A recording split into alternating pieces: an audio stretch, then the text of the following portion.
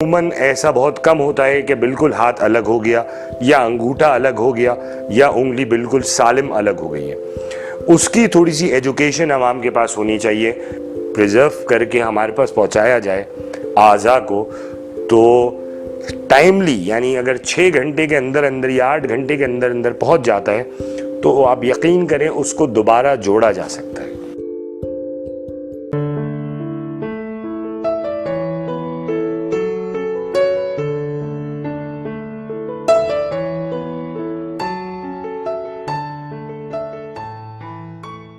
मेरा नाम डॉक्टर बसालत है। मेरा ताल्लुक़ प्लास्टिक सर्जरी डिपार्टमेंट से है और मैं दारुल सेहत हॉस्पिटल से काफ़ी अरसे से मुंसलिक हूँ। आज हम बात करेंगे कॉमन हैंड इंजरीज़ के ऊपर, क्योंकि हैंड जो है वो प्लास्टिक सर्जरी की डोमेन में आता है। सबसे पहले तो ये क्लियर करना पड़ेगा कि हमारे यहाँ अमूमन हाथ की चीज़ों को भी ऑर्थोपेडिक्स और दूसरी सब स्पेशलिटीज़ में ट्रीट किया जा रहा होता है, जबकि प्लास्टिक सर्जन्स जो होते हैं वो इसके लिए ख़ास तौर पे ट्रेंड होते हैं हैंड इंजरीज़ के लिए। हैंड इंजरीज़ में सबसे कॉमन हाउस होल्ड के अंदर जो होती हैं वो है कि जी छुरी से हाथ कट गया। अब इसके अंदर जो मसाइल होते हैं उसमें कभी टेंडन वो चीज़ होती है जो पट्टे से हमारी हड्डी को जोड़ता है, जिसकी वजह से हमारा हाथ मूवमेंट करता है। अगर टेंडन इंजरी हो जाती है तो मूवमेंट रिस्ट्रिक्ट हो जाती है, कभी कभार पेन होना शुरू हो जाता है और नेचुरली हाथ से जब भी कोई छुरी छोटी सी लगे या ज़्यादा अल्लाह ना करे ज़ख़म लगे तो ब्लीडिंग बहुत ज़्यादा होती है। अमूमन लोग जो हैं वो ब्लीडिंग की वजह से बहुत परेशान होकर आते हैं हमारे पास कि शदीद खून बह रहा है, डॉक्टर साहब जल्दी से देख लीजिए, बहुत ज़्यादा खून बह गया है। और इसमें कोई दो राय भी नहीं है कि खून बहता भी बहुत है, हाथ में हमारी सप्लाई बहुत ज़्यादा होती है। मगर इसका एक बहुत ही आसान सा हल है। अगर आपके हाथ में कहीं पे भी कोई ग्लास कट हुआ है, किसी शीशे के टेबल से चोट लग गई या फिर ख़वातीन अक्सर छुरी पे काम कर रही होती हैं, उनसे कोई अपना कट गया है, तो आपने कुछ नहीं करना, उस जगह को टाई करना है प्रॉपर्ली और अपने हाथ को ऊंचा एलिवेशन दे देनी है। तो उससे कम से कम आपकी खून का दौरानिया जो उधर जा रहा है, जो बह रहा है खून, वो रुक जाएगा। तो मरीज़ की भी और आम जो लोग होते हैं उनकी भी आधी परेशानी इस चीज़ से हल हो जाती है कि जी खून बहना बंद हो गया। दूसरी चीज़ ये कि अगर आपको कहीं पे भी नाइफ कट या ग्लास कट इंजरी कोई भी चीज़ हुई है तो फिर आपने उसको properly urgent first medical aid ज़रूर लेनी है। जाके फौरी तौर पे करीबी जो भी मुस्तनद हस्पताल है वहाँ पे दिखाइए। अगर तो अल्लाह ना करे ग्लास कट या कोई भी नाइफ कट जो है कट वो गहरा है तो फिर लाजमी तौर पे वो आपको किसी सर्जन को या प्लास्टिक सर्जन को दिखाना पड़ेगा। अगर अल्लाह ना करे कोई टेंडन इन्वॉल्व हुआ है या नर्व। अमूमन जो देखा गया है वो ये कि अगर टेंडन इन्वॉल्व नहीं भी होता है तो नर्व्स ज़रूर इन्वॉल्व हो जाती हैं। अच्छा, मैं आपको थोड़ा सा बता दूं कि नर्व वो चीज़ होती है जो इलेक्ट्रिक सप्लाई दे रही होती है हमारे हाथ को, आम जुबान में ये समझा जा सकता है। और हमारी जो महसूस करने की सलाहियत ये भी नर्व की भी ही मरून मुन्नत होती है।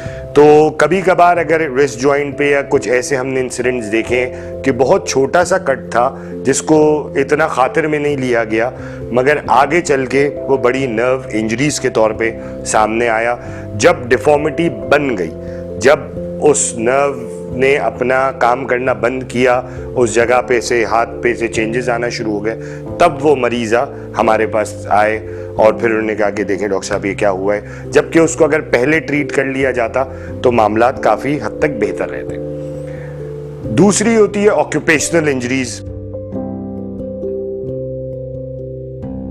ऑक्यूपेशनल इंजरीज में बहुत कॉमन है, जो मजदूर बेचारे लेबर तबका काम कर रहा होता है फैक्ट्री के अंदर, जो ख़ास तौर पे ये प्रेस मशीन्स होती हैं, इसके हमने बहुत से इंसिडेंट्स देखे हैं कि हाथ दब गया बेचारों का काम करते हुए।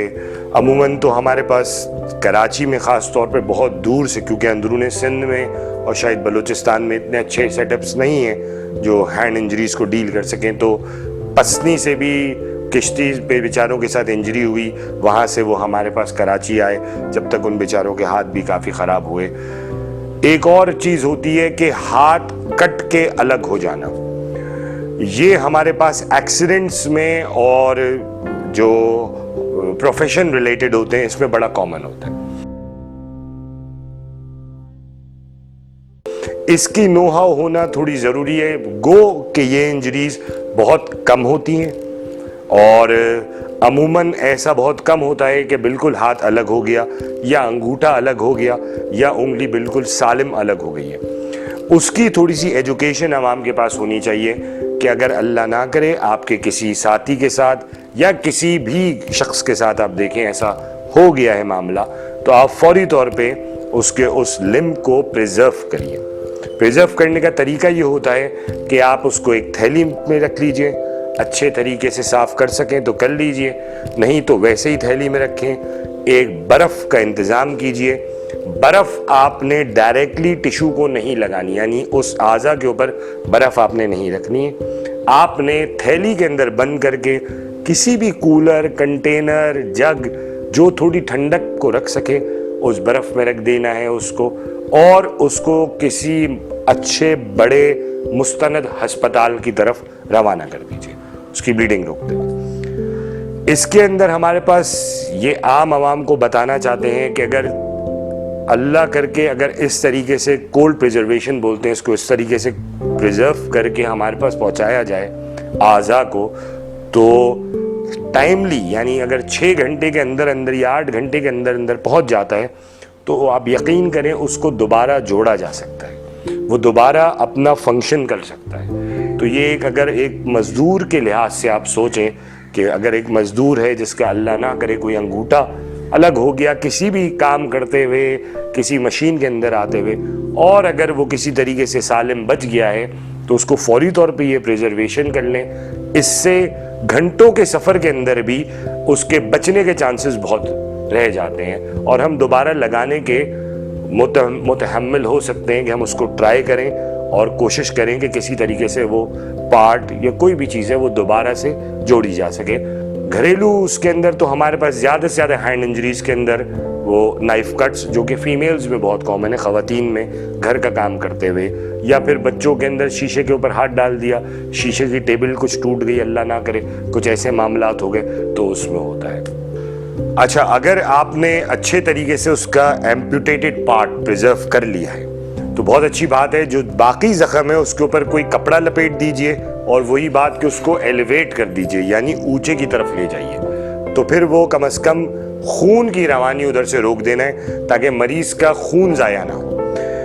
अच्छा, इसके लिए जो इन्वेस्टिगेशंस हम अमूमन कराते हैं वो वही बेसलाइन इन्वेस्टिगेशंस होती हैं जो आम तौर पे किसी सर्जरी से पहले कराई जाती हैं। CBC, हेपेटाइटिस B, C या किसी भी मुस्तनद इदारे या मुस्तनद लेबॉरेटरी से आप ये हासिल कर सकते हैं। मगर इसके अंदर खून की शदीद ज़रूरत पड़ती है क्योंकि खून कितना बहा होता है ये हमें इस बारे में इल्म नहीं होता है। ये वीडियो आपको कैसी लगी इसको कमेंट में ज़रूर बताइएगा, और अगर आपको हमसे कांटेक्ट करना हो तो रसाई के प्लेटफॉर्म से आप हमसे कांटेक्ट कर सकते हैं।